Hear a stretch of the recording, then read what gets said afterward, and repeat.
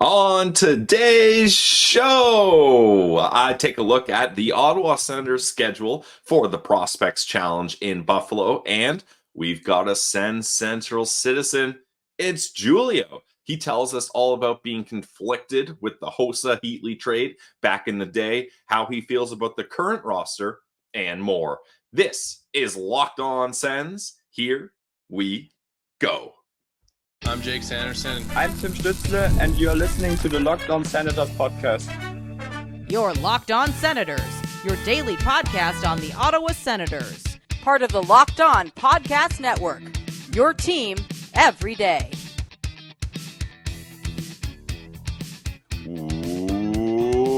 Welcome! You are listening to the Locked On Senators podcast, the only daily podcast covering the Sens. I'm Brandon Pillar up in the Blue Mountains, and Ross Levitan is on vacation heading to Alaska. Today's episode is brought to you by Game Time. Download the Game Time app, create an account, and use code LOCKEDONNHL, and you're going to get $20 off your first purchase. Terms apply. You guys know you can follow the show on Twitter at SensCentral, Instagram, LockedOn.Senators, and the show is free and available wherever you get your podcasts, including on YouTube. Today is July 31st, and we have Ottawa Senators games scheduled to look forward to. Obviously, the entire regular season schedule has been released, but I'm not talking about that. I'm talking about Ottawa Senators games even sooner than that, even before the preseason game. Now, it is the rookie tournament, or should I say the Prospects Challenge. It's the 9th edition of the tournament. It started in 2015, and the Ottawa Senators will have some new opponents here, or at least different opponents. No facing the Montreal Canadiens this time. The tournament's going to be in Buffalo Friday, September 13th, 14th, and Monday, September 16th. The Ottawa Senators will face up against the New Jersey Devils prospects on Friday, September 13th. The Pittsburgh Penguins prospects, that'll be an interesting one on the 14th. And then the Columbus Blue Jackets prospects on the 16th. I've been to the rookie tournament a couple of years ago. I forget what year that was, but it was in Buffalo, same as this one. It's an awesome way to kind of get closer to the action, as I think it's in the Buffalo Sabres like practice rink area. So it's a small rink. You see lots of the NHL executives, GM, scouts hanging around. And if you want to get a first look at some of these prospects, it's an awesome opportunity, and pretty cheap tickets too. Definitely easy to go to, especially if you're in the Toronto area, GTA. Buffalo's not too far away. And you can see some of the prospects playing more minutes than they typically would in Belleville or in the NHL or what have you. So it's a cool experience, and I would recommend it for sure if people haven't done it. It's interesting. I haven't really seen any news about this from the Ottawa Senators on their website, Twitter. I haven't seen anything. Maybe you guys have, but I'm going off everything from the Buffalo Sabres website and account. And apparently, they say stay tuned to sabres.com for rosters and streaming information. So hopefully we get some really good streams, because that's the frustrating thing sometimes being an Ottawa Senators fan, is these types of things are not available to watch online. So even more reason to get out to Buffalo and go check it out yourself. So I'm fired up about that. We're going to follow along when that comes in September. As you guys can tell, I'm doing the show solo here while Ross is away. He's going to be on a cruise going to Alaska, so not exactly the ideal podcasting environment. But I'm going to drive the bus here. I'll do the best I can. And luckily, we've got lots of great guests, SensCentral Citizens, lined up to help out with this. And we're going to keep the content going for you guys. So let's get to our SensCentral Citizen, Julio, after the break. You guys will know Julio if you follow along on Twitter. Hilarious memes. Honestly, most of the time got me laugh out loud funny memes, especially the Sens related ones. So Julio is an absolute comedic mastermind, and he knows a lot about the Sens. So after a quick break, we're going to get to our SensCentral Citizen, Julio.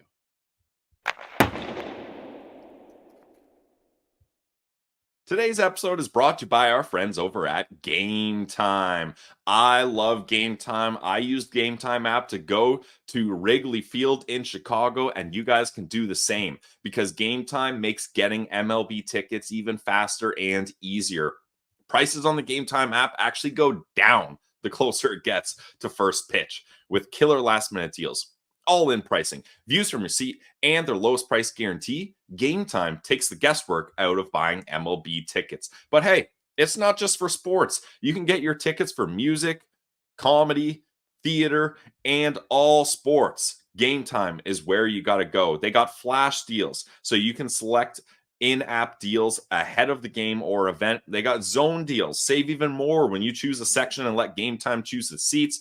All-in pricing so that you can get the whole total up front. No surprises when you get to checkout. And my favorite part of Game Time, the seat view. Right on your phone, you get a panoramic view. You can turn your phone around and you can see exactly what you're going to see when you get to your seat, so there's no surprises. So take the guesswork out of buying tickets with Game Time. Download the Game Time app, create an account, and use code LOCKEDONNHL for $20 off your first purchase. Terms apply. Again, create an account and redeem code LOCKEDONNHL for $20 off your first purchase. Download Game Time today. Last minute tickets, lowest prices guaranteed. This episode is also brought to you by our friends over at Farm to Fork. Farm to Fork is a premium meat and seafood delivery service. First and foremost, all of their meats are delicious. I can say that for myself. I got Farm to Fork delivered right to my door in Collingwood. I got the chicken, I got some steaks, and they were awesome. Summertime is better when you can grill. And if you're going to grill, why not grill the best meats? The meats are flash frozen after being hand cut at the butcher's table. That means your meat is much fresher than the grocery store. Honestly, who knows how long your meat's been sitting out at the grocery store? The products are individually vacuum packed, so you only take out what you need. I love that. If I'm having a steak by myself, I can just take one out. If family or friends, surprise, are coming over, I can take a couple more out. It's easy to do with Farm to Fork, and they've got free and convenient delivery. Don't worry about driving out to go get it. Don't worry about a thing. You can sit on your couch and a couple clicks and it'll get delivered right to your door. But hey, Farm to Fork, they've got a store now as well. So go check out their store too. They've got chicken, they've got steaks, ribeyes, sirloins, and they have fish as well. Wild caught sockeye salmon from BC. So go to Farm to Fork Delivery and use our promo code SENS10 for 10% off your first purchase. Taste the Farm to Fork difference. You will never go back to grocery store meats. Now let's get to our SensCentral Citizen. It's Julio. All right, we now welcome on this week's SensCentral Citizen. We're heading to our nation's capital, where we find Julio Hasham. Welcome to Locked On Senators. How are we doing today, sir? Doing great, fellas. Thanks for having me on.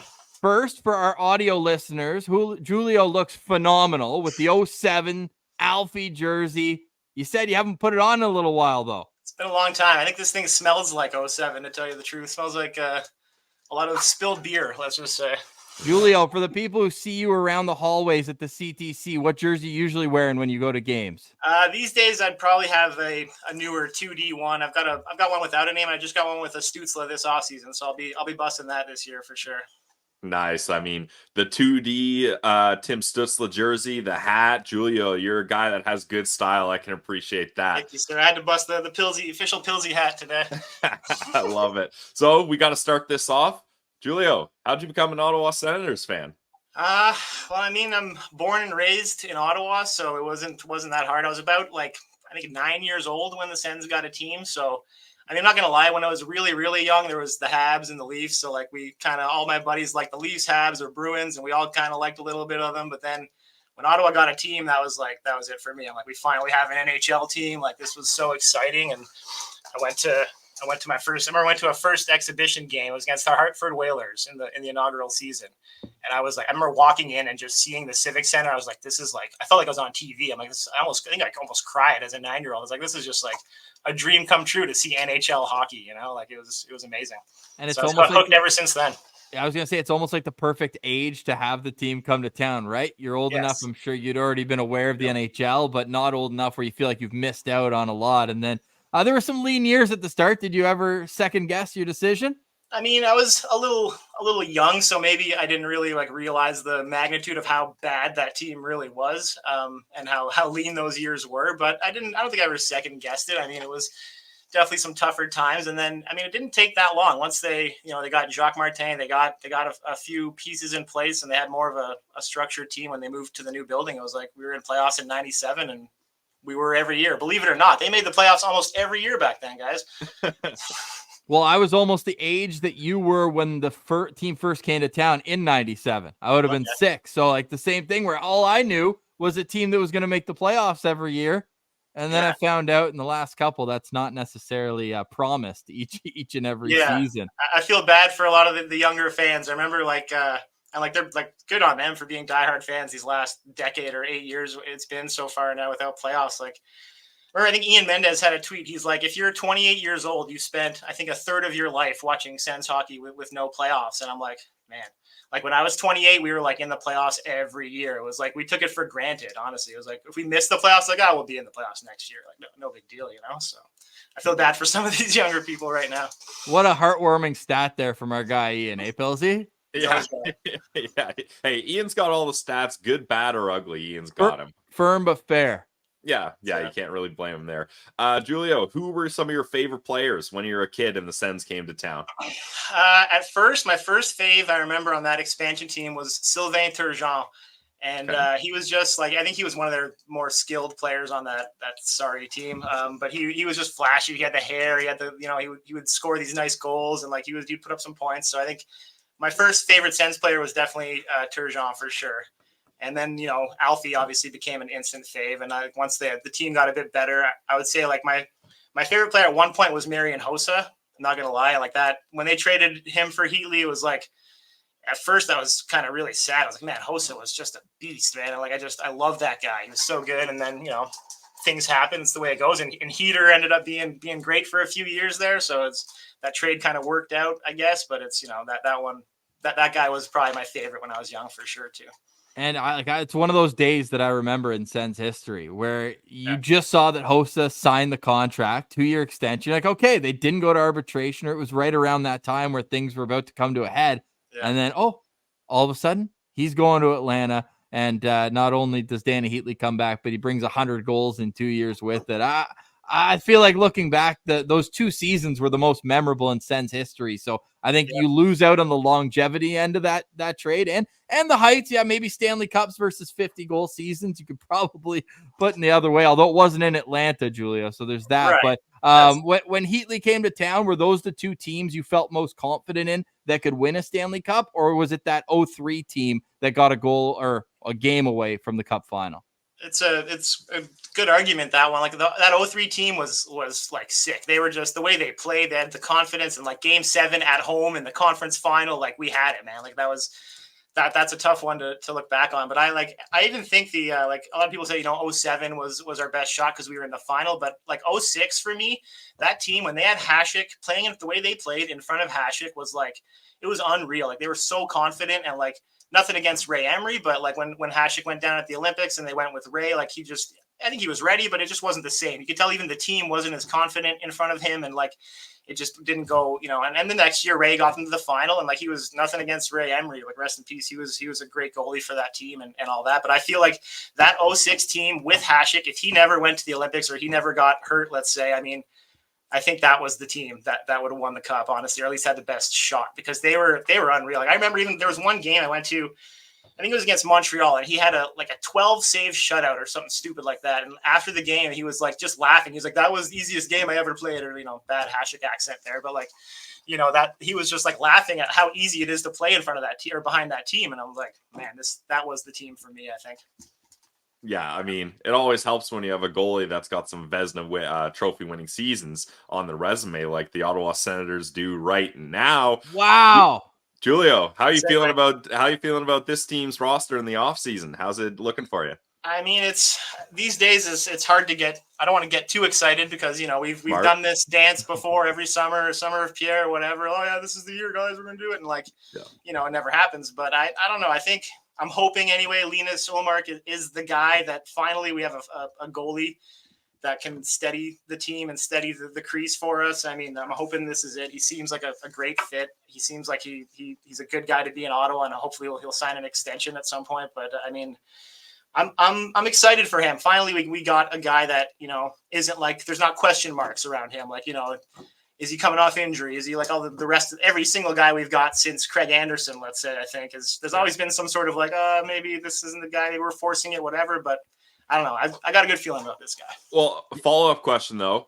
This Ullmark was this offseason's big splash. Before it was DeBrincat. Chychrun was at the deadline, so not the offseason, but he was the big splash. Are you concerned about no extension with Ullmark? Where are you sitting with that?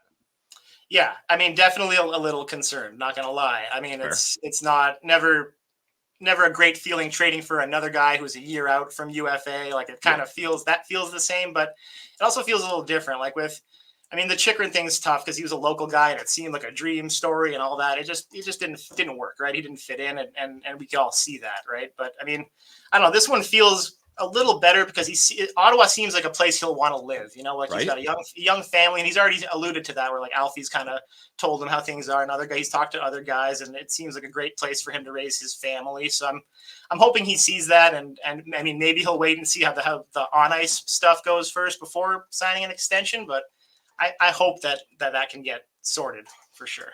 Do you think the forward group was good enough or is now with the changes they made, adding in more veteran experience to score enough goals that if Ullmark plays, let's say NHL average or just above, that will be enough to make up the 13 points out of the playoffs that they were?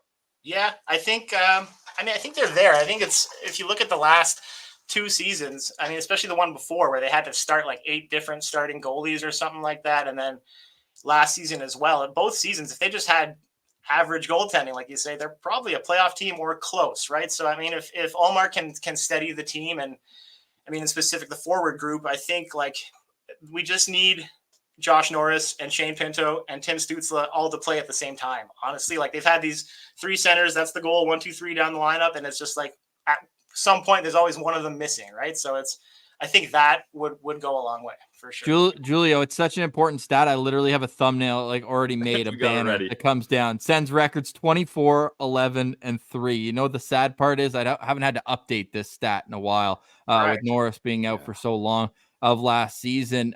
Julio, when you look at the back end now, you talk about the absence of Jacob Chychrun. Do you believe in balance versus overall skill? Because that's kind of the sales pitch you have to make if you're going to sell yourself that Nick Jensen makes this team better than Jacob Chychrun. Yeah, honestly, I really do believe there's something to that because we saw how it worked. We saw with Chychrun, like when everyone wanted him. He's a local guy, and he's a great offensive player, good player. Like it's nothing against Jacob Chychrun. Honestly, I think maybe he can work on his game defensively, I guess. But even then, like it just wasn't the right fit. I think they've always needed this partner for Shabbat specifically, or at least a right-handed partner that can play like other than Zub that can play with Sandy or Shabby, and like. It didn't ever work with Chychrun, right? It was pretty clear early on. And like, yeah, I like the guy.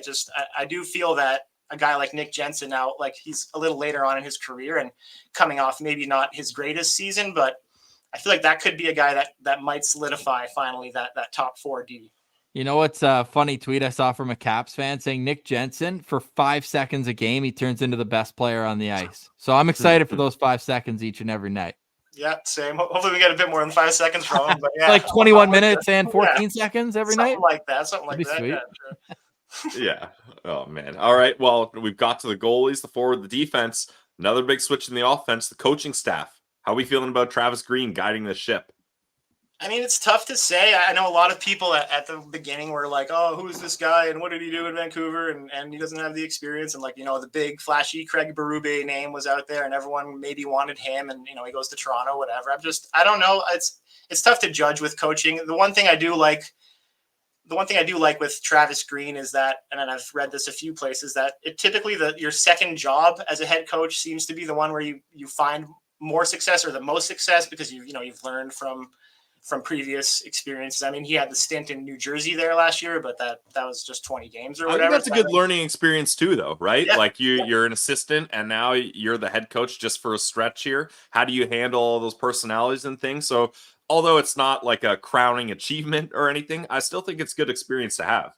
Yeah, I would agree with that too. It's a different kind of thing, right? Where you're not just given a team off the bat, where you just have to take over halfway through, and that would have been a good learning experience for him. So he seems like he's saying all the right things, and I like his attitude and the stuff he's saying, and it seems like the players he's already communicated with a lot of them, and they seem to be on board. So I mean, we'll see how it goes. I don't think he'll be going back to his like making guys puke in training camp type style, although maybe he will. We'll see. That's what he's known for. So I don't know. We'll see about that. But yeah.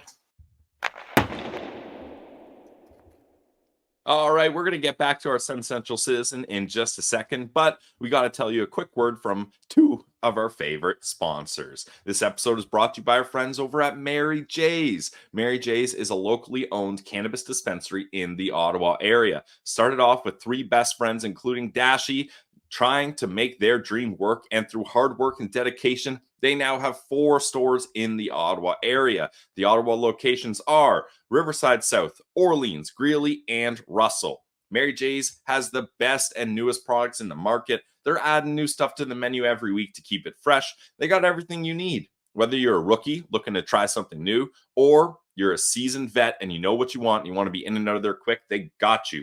Mary J's offers competitive pricing. In fact, they're going to price match any store in Ottawa. That means you're guaranteed to get the best price around when you go to Mary J's. So they got the best products, prices. You need good service too, and they got that as well. They got the friendliest bud tenders who are always ready to assist. One of the owners, Dany, diehard Sens fans. You can usually find him at one of the stores. So go say what up to Dany.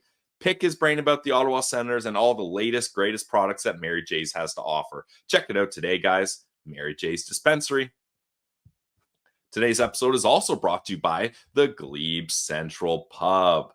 We love the GLEBE Central Pub. Whenever we go to Ottawa, we gotta stop by our favorite pub as the Locked On Senators podcast. The GLEBE Central Pub is your neighborhood pub in the heart of the Glebe. Great food, check. Great people, check. And great drinks, check. They got it all. We love the GLEBE Central Pub because every time we go there, we know there's going to be some Sens fans hanging around and we can have a good time. So visit them at 779 Bank Street and let them know the Locked On Senators podcast sent you. Check it out today, guys. The GLEBE Central Pub. The vibes are free at the GCP. Now let's get back to our SensCentral Citizen, Julio. So 2 years ago, the Senators start 4-2. Last season, they start 3-1. We've been hurt before. Julio, how long is it going to take for this Senators group to earn your trust that it could be for real? Oof. I always used to say that, like, you got to get to around Christmas to when you're like, that's when you really like it's almost, and if you look back, the stats probably support this, that it's almost impossible to make the playoffs after Jan 1st, let's just say, if you're like, 10 or 15 points out, like it just never happened. Like if you get a Hamburglar run every now and then, which happens like once in a lifetime, that might do it. But other than that, or the St. Louis Blues. That's why that was such a magical story. Yeah. Yes, those Cup champ Blues did it too, but it's like that's a really rare thing. So I mean, you got to be in it around Christmas time. I know everyone with Ottawa these last few years, it's like November, and like looking at the schedule, like I think it's 15 games in November this year. It's like it's pretty stacked. So that's going to be a big month for sure, obviously, as it always is. And I think it's just kind of a couple weeks at a time here, and hope they just stay afloat till December and see where they can take it, kind of thing. They've got a lot of home games, especially in October, though, too. They've got 5 of their first 9 games are at home, and some of the road games are on that trip, too. Do you believe in the get the guys on the road early in the season? Because it felt like last year, too. Didn't they have a bunch of home games to start last year, too? Feels like you kind of need that. Go west, spend a few nights in the hotel, day off in Vegas. They've got 2 nights between their games in Utah and Vegas. So do you buy into that as a team bonding exercise? I think I do, and I've heard it. I think Travis Green even alluded to it, where he said he liked the schedule. He likes that there's a little road trip at the front, like you said, so that he said usually he might take the players away during camp. And I remember, I don't know if it was Jack Martin or Brian Murray may have done this back in the day too, where they would go during training camp, they do like a little retreat or whatever just to get away from it all, or maybe in preseason, I think it was. Anyways, I think that, those road trips, they bring the team together, especially, a few new faces here and there. It's like, that might be a good thing that could help them just to get away from the city for a while and just to come together as a team. And you can see if you're watching on YouTube, Julio alluded to the schedule in November. Daunting, but at least consistent. Like, you can get into a bit of a rhythm. It's Tuesday, Thursday, Saturday, every week there. Once you get through that back-to-back. Yeah, there's only one back-to-back, which is clutch. Yeah, that's pretty good. The low number of back-to-backs this year, and I saw that stat where Ottawa's always like this, where they travel among the least teams in the league. I think they're second least travel miles this year, that's going to help them too, of course. And it seems like not many back-to-backs, not a lot of like afternoons, after night game type of deals. Like it might be a pretty balanced, decent schedule. And even like, just because looking at November, and it has been the Achilles heel the last number of years, like, even the road games, you're basically traveling for a Saturday night in the States, but for those Tuesday games, like, you'll leave Monday and it's an hour flight to get either to Buffalo or how they get to Toronto. Like, I think this is actually shaping up pretty nicely. The tough week's going to be the homestand, right? Where you have Edmonton, Vegas, Vancouver in a week coming in, and then wrapping up with Calgary on Monday, November 25th. But it can't come soon enough. Are you a home opener guy, Julio? Oh yeah, absolutely. Yes. Anytime I may have missed one or two over the years just for some sort of reasons, but I'm a big home opener guy for sure. It's the best, right? Like, just everyone thinks that they're going to have a chance at the Cup. Yeah, that's it. I remember back in the day, it was always like, if you're getting a ticket package or whatever, you had to have the home opener, and then you would do it just to get like playoff access. Because again, we made the playoffs a lot back then. So those were the two main reasons you'd get a ticket package back in the day for sure. Put you on the spot. Do you have a favorite home opener? Because even if it's just one of the last three, they've been awesome. The afternoon against Philly last season, 7-5 over Boston the year before. They go on to have a record season. Even the one right after COVID, they go up 3-0 against the Leafs. They win 3-2. Or any of those three stand out? Or you can hit me with the 1998 one if you want, because I know you've been following this team forever. Yeah, it's tough to remember the home openers of years past, but those last few have been like bonkers. Like that Boston game, like, that was unreal back and forth. That's my favorite. I think that one, like, the building was just nuts that night. And like a night game versus afternoon, like last year was great and the building was crazy, and like Lyndon Slewage, big surprise. And like it was hype, and it was a good game. They won. Like it was a lot of fun. But I think that Boston one was that was special. That was a good night. Zoob's goal in that game. Yes. In the hectic. hectic. That was a hype night for sure. By the way, I know there's a few people that were there. October 17th, 1998, Sens get a 3-1 win in the home opener against the Nashville Predators. Magnus Arvidsson with the game winner in the third period. So shout out to Arvidsson. Longtime fan of the show, right, Pills? Yeah, of course. So, Julio, if we're looking playoffs this year, who are you eyeing above Ottawa in the standings, saying that's the team that's going to fall off?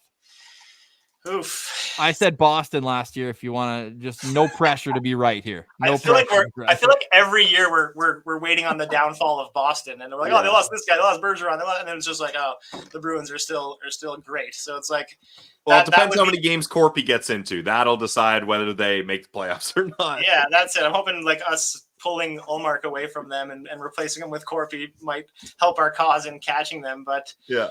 It's tough to say. I mean, it's Tampa, Toronto, Boston, basically, or Florida if you want. If you want to get wild. Yeah, Florida's not falling out. I mean, Toronto's still going to be pretty good. They're always a good regular season team. Yeah. Good clarification. Yeah, regular for sure. It's tough to say. I'm hoping it's Boston, because eventually all these guys that they lose a couple of veterans a year here and there, and you think it'll catch up to them. So. I don't know. I think it's more likely Ottawa, nabs a wild card spot for sure, but it's tough for sure. No matter what, they've got an uphill battle to make up that gap for sure. Yeah. Yeah, man. I mean, you got to look at Tampa though. The tides are changing in Tampa Bay. Yeah, big time. They've gone through a lot of changes. Lost some, losing Stamkos, losing like a few key guys there that might be gone. Yeah, exactly. That might be where we look for sure. The expansion cousins. True. Okay. Yeah. True. That'd be fitting.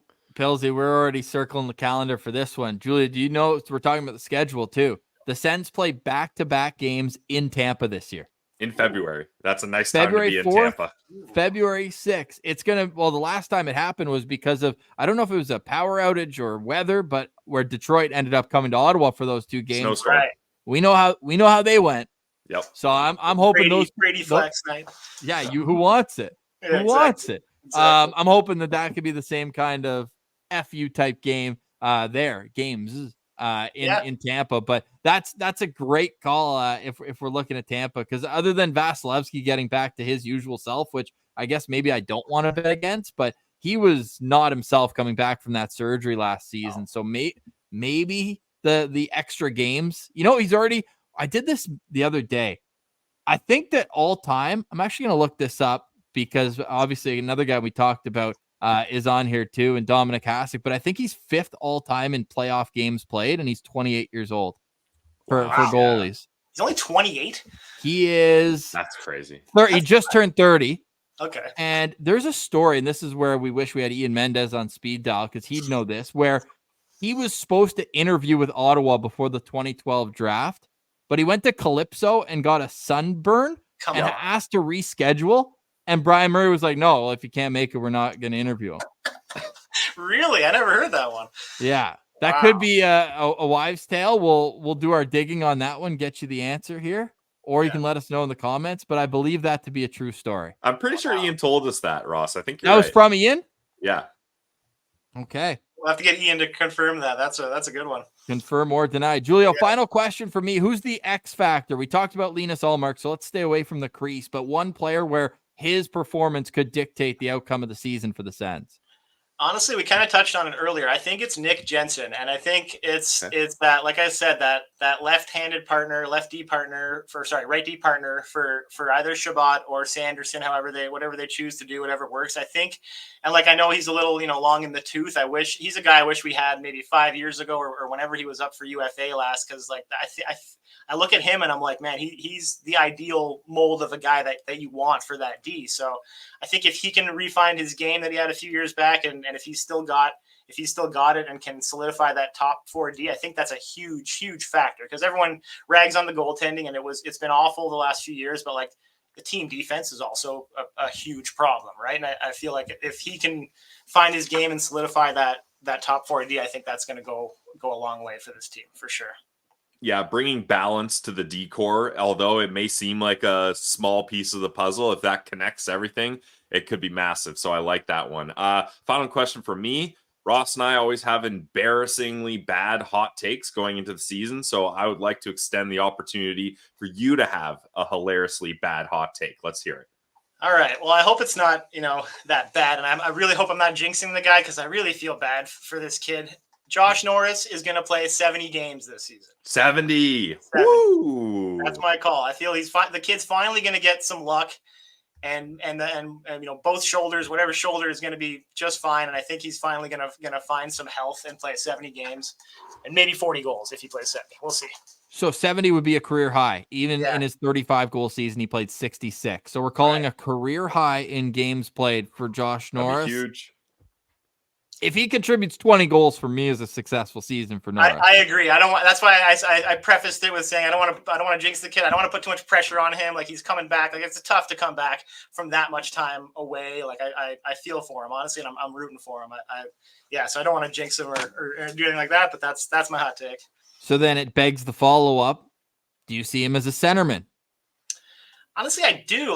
That's his position, right? And as long as he's able to take faceoffs, effectively and win more than he loses, and it not being if his shoulders all good to go and he's able to do it, that's his position. I think and this team, like we said before, with Stützle, Norris, Pinto down the middle, I think that's the ideal setup. Now, I mean, if it doesn't work out and they have different alignments, and I think he could still be effective as a winger, right? I mean, I think with him, the most important thing is they got to get him back on that one-timer side on the power play. That's where he's scoring his goals, right? And I think they went away from that at times last season, which was weird. Or whenever he played last, that is, when he came back for a bit, it was odd. But I mean, I think that's his spot, and so I think he could be an effective winger. I do. I still feel like all things being equal, down the middle is where he should play for sure. I agree, but that leaves the Ridley Gregg on the wing. You prefer him in that position? I do. I feel like I don't know. I feel like Greg could play both as well and be effective. I think he's more suited to be a winger and Norris to be a center personally. That's how it is. But good problem to have though, having too many young centermen. It'll be interesting to see now that they all have some more experience in their game, how things all shake out. One answer I've already gotten is yes, that Sunburn story is true about Vasilevsky. And two, it was Ian Mendez in The Athletic that wrote the article. The agent at the time, they were going to fly in Sergei Gonchar to help with the talks, who was a senator at the time. Right. And the agent said, could we just postpone for 2 or 3 days? They said, okay, but seemed disappointed and never called back. Oh, man. The only thing more wild than that story is the thought that the Sens would draft a Russian goalie. When they I don't think they drafted a single Russian under Brian Murray. Right. That was during the Russian drafting embargo they had. Yeah, that's right. They still kind of have that. Yeah. Igor's the only guy, and I mean that guy is as Canadian as it gets. As East Coast Canadian as it gets, yeah. Yeah, that's a good point. Yeah, that would have been wild to see them actually draft a Russian goaltender at that time. So we have Calypso to blame is what you're we saying. We have Calypso to blame. Boycott. Yeah. Hey, it's going to have to be. We'd have a couple cups by then. My kids won't like that. Well, my kids won't like to hear that, but hey, the Sens also at that time had Robin Leonard, they had Craig Anderson, and they even had Ben Bishop that summer as well. So, anyways, that's the alleyways you can go down in the off season where the Senators haven't played in 90 days, but your passion is still shining through, Julio. And we are calling you a must follow on Twitter. Always do. Julio Hasham, the meme game and the creativity, is that just off top of your head? How big is your arsenal in your photos where you're ready at a moment's notice to get in the mix? It's pretty big. I don't want to admit this and get in trouble at work, but I have a folder on my computer called just meme everything is what it's called. And it's just like literally just like all the stuff I've done and like, the keepers and stuff you have ready and whatever that I could work on. But it's just, I just like to have a good time. Honestly, I never really I've been on Twitter a long time and I never, just the last few years, I started just cracking some jokes and whatever. And I'm like, oh, people like this stuff. So let's get the MS Paint out and do a couple of memes. And I'm like, oh, people like those too. So just having fun. I love to do it.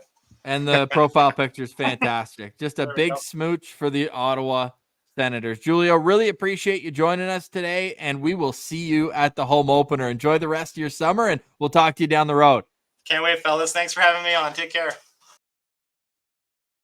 All right. Thank you to Julio for joining us as a SensCentral Citizen. Like I mentioned before, if you guys haven't checked out some of his stuff on Twitter, it is absolutely hilarious. We had to get this guy on, and he did not disappoint. Always love doing our SensCentral Citizen segments.